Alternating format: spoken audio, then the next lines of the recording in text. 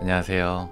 자, 오늘은 발음과 치아 교정이 어떤 관련이 있는지 한번 말씀을 드려볼까 합니다. 교정을 하면 발음이 좋아지는지 궁금하신 분들이 많을 거예요. 내가 발음이 좀 안 좋은 것 같은데 교정을 해야 할까? 교정을 하면 발음이 좀 좋아질까? 궁금하시죠? 사실 저도 개인적으로 어렸을 때부터 치차름이라고 하죠. 시옷이나 쌍시옷 발음이 좀 어렵고 잘 안 됐어요. 매번 친구들이 혀 짧은 소리 낸다고 놀렸었거든요. 제 지난 영상들을 보신 분들이라면 아실 거예요. 아직도 저 시옷 발음이 좀 어렵습니다. 숫사슴, 숫사슴. 심지어 저 이도 교정해서 되게 고르고 가지런한데도 그래요.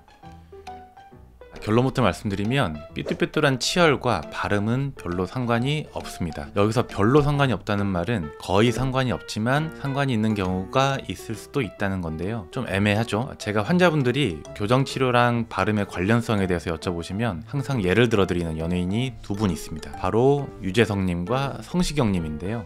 TV에서 이분들의 앞니를 보면 교정치료랑 발음이 아무 상관이 없다는 걸 바로 알 수 있어요. 윤우님이야말로 국민 MC라고 할 정도로 발음이 진짜 좋으시잖아요. 평소에 발음이 안 좋다고 느끼신 적이 있을까요? 성시경님도 그 감미로운 목소리에 묻혀서 그렇지 발음이 되게 좋으시죠. 라디오 DJ도 많이 하시고요. 좋은 밤 되시고요.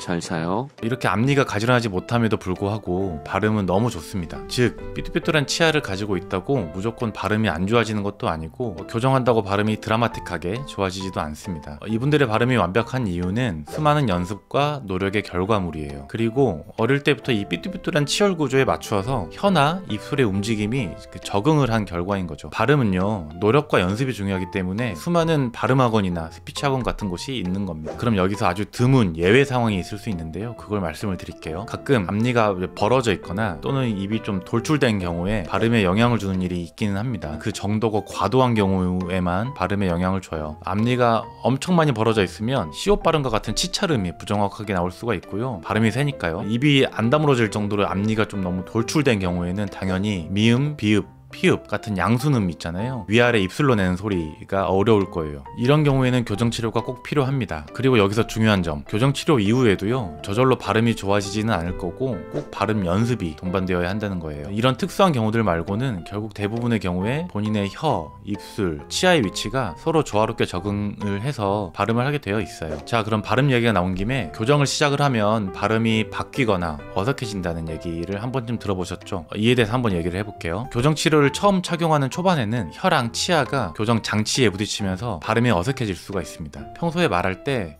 혀, 치아, 입술 이 세 개가 서로 조화를 이루면서 소리를 만들어내는데요. 장치가 생기면 이 균형이 잠깐 흐트러질 수가 있습니다. 하지만 걱정 안 하셔도 됩니다. 이 어색함은 대부분 일시적입니다. 교정 초반에는 누구나 혀랑 입술이 새로운 환경에 적응하는 시간이 필요해요. 보통 1, 2주 정도면 적응이 되고요. 발음이 자연스러워지는 경우가 많습니다. 자, 오늘의 결론은 뭘까요? 가까운 교정 전문의를 찾아가서 내 발음이 좋지 않은 이유가 구강 구조 때문인 건지, 그래서 교정이 필요한 상황인 건지, 아니면 그냥 어릴 때부터 원래 그런 거라서 연습이 필요한 건지에 대해서 상담을 받아보시길 바랍니다. 오늘도 영상이 유익하셨다면 구독과 좋아요 부탁드릴게요. 안녕.